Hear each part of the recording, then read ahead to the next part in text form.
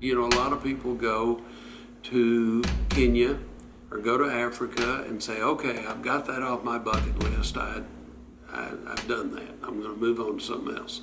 Other people's hearts are moved, decide they see the need, they see something that they think they are called to do. And that was Cherry and me. Everybody is our neighbor. If we haven't met them, they're just a potential neighbor. And we see the people in Kenya as neighbors. I would invite you to come with us. The first time we went to Kenya was with Pastor George Rutenbar from Waxahachie. The leader of the group was Steve Rutenbar, pastor of International Relief from California. Steve Rutenbar came along and gave us an opportunity to go.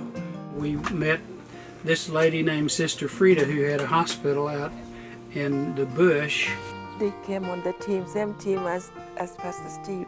David, the next year, put together a group called Meds for Africa. M stands for medical, E stands for education, D stands for dental, and the third is for service, which is what we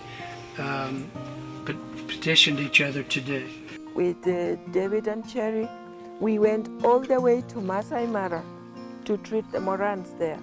They have what? All around Kenya. She showed us a vacant piece of land right next to their hospital and said, I envision a nursing school here someday. That dream has come true. For $1,000 a month, we were able to provide a doctor, a physician there. And that physician allowed Sister Frida to enlarge her little cottage hospital plus have a nursing school. So her first nursing class was 45 women. They all passed the test. They all had high ranking. And now she has about 120 students, girls and boys. We have given her supplies, medicine. She has given us her staff. And we have gone out into, you can call it the bush, rural communities around Kitale and done clinics. In addition, we have provided funds to Sister Frida so that she continues to do that, going to these communities and providing outreach. So not only do patients come to her clinic hospital, but she also takes her staff and goes out and provides care in the community. So even if we're not going over there providing medical care, it is ongoing. The foundation is there, the foundation is laid. I always tell Cherry and David, this Meds for Africa is beyond them. It takes all of us to own a piece of it. I am committed, whatever life takes us, that Meds for Africa will always be there. We will always plan a mission trip and just inspire others to come along the way. We have local partners. I literally get the funds and I send it directly to the shop. So if we're buying rice, beans, sugar, salt, oil, cooking oil, we buy the actual goods. And then we will have our delivery person deliver the actual food items to the school. And when they deliver to the school, there's 2-3 people there. So there's witnesses that the food is being delivered. Kenya has many, many challenges. You're right. And we cannot meet all of them, but we can, in our little way, try to meet some of them. You're right.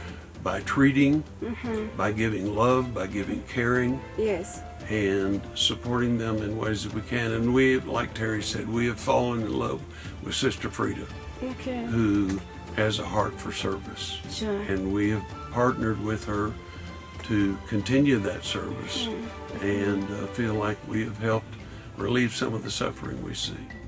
They built the church, they helped to build the college and the school.